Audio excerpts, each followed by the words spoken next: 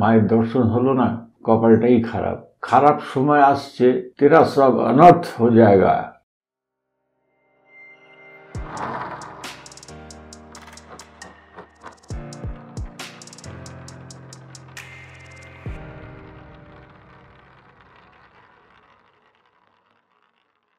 আমরা বিভিন্ন সময়ে বিভিন্ন মঠ মন্দির মিশন আশ্রমে যেয়ে থাকি। অনেক সময় এরকম হয়, যখন মন্দিরে পৌঁছালাম দেখা গেল মন্দিরের দরজা বন্ধ হয়ে গেছে। সেই বসে থেকে অপেক্ষা করা, দুপুরবেলা সেই বিকেল 4টের আগে মন্দির খুলবে না, সুতরাং বসে থেকেই সময় নষ্ট হয়। এক্ষেত্রে অনেক সময় এরকম মন্দিরে গিয়ে অনেকের মুখ থেকে শোনা যায় কপালটাই খারাপ। আবার অনেকে হতাশ হয়ে যায় যে আসলাম মায়ের মন্দিরে, অথচ দরজাটা বন্ধ, মায়ের দর্শন হলো না। এই সামনে হয়তো খারাপ সময় আসছে তাই দর্শন হলো না, এমন কথাই সাধারণভাবে মানুষ মন থেকে বলে থাকে। এটা একটা ভুল ভাবনা। আপনি মন্দির খোলা বন্ধের নির্দিষ্ট সময়ের মধ্যে পৌঁছাতে পারেননি, তাই বিগ্রহ দর্শন করতে পারেননি। এখানে কপাল খারাপ, সামনে সময় খারাপ আসছে, এর সঙ্গে কোনো সম্পর্ক নেই। জীবনে এমন অসংখ্যবার হয়েছে মন্দির বন্ধের পর সেখানে পৌঁছেছি, বিগ্রহ দর্শন করতে পারিনি। যেখানে হাতের সময় ছিল সেখানে অপেক্ষা করে দর্শন করেছি, যেখানে সময় ছিল না সেখানে মন্দিরের দেয়ালে মাথা ঠেকিয়ে ফিরে এসেছি। কোনোদিন কপাল খারাপের কিছু বুঝলাম না। আমরা অনেক সময় বয়স্কদের প্রণাম করার পর খুশি খুশি ভাব নিয়ে বলি, আমাকে বেশ ভালো করে আশীর্বাদ করবেন যাতে। এই বলার অভ্যাসটা আমার আগে ছিল, এখন নেই।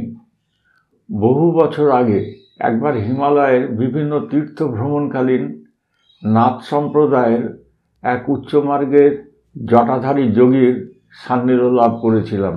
নানান বিষয়ে কথোপকথনের পর কথার শেষে যাওয়ার সময় পায়ে হাত দিয়ে প্রণাম করে বলেছিলাম, বাবা আমাকে বেশ ভালো করে আশীর্বাদ করবেন যাতে। কথাটা শেষ করতে দিলেন না।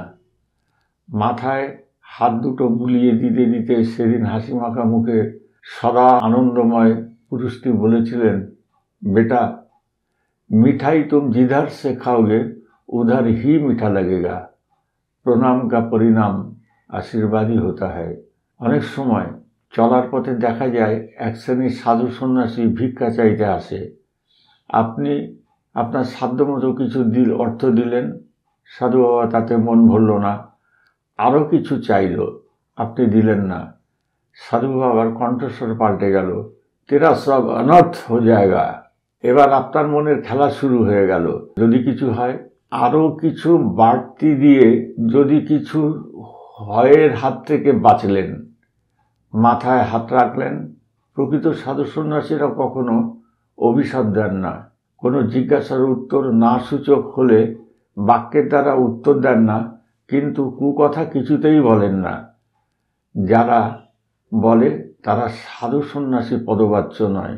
এরকম বিভিন্ন সময়ে বিভিন্ন মানুষের সান্নিধ্যে বা সাধু সন্ন্যাসীদের সান্নিধ্যে গিয়ে একটা জিনিস উপলব্ধি হয়েছে, কোনো মন্দিরে গেলেন, দেখা হলো না বিগ্রহের, অথবা কোনো সাধু সন্ন্যাসীর সঙ্গে কথা হলো, আপনি তাকে কিছু প্রণামী দিলেন অথবা দিলেন না, এতে কিচ্ছু যায় আসে না সাধু সন্ন্যাসীদের।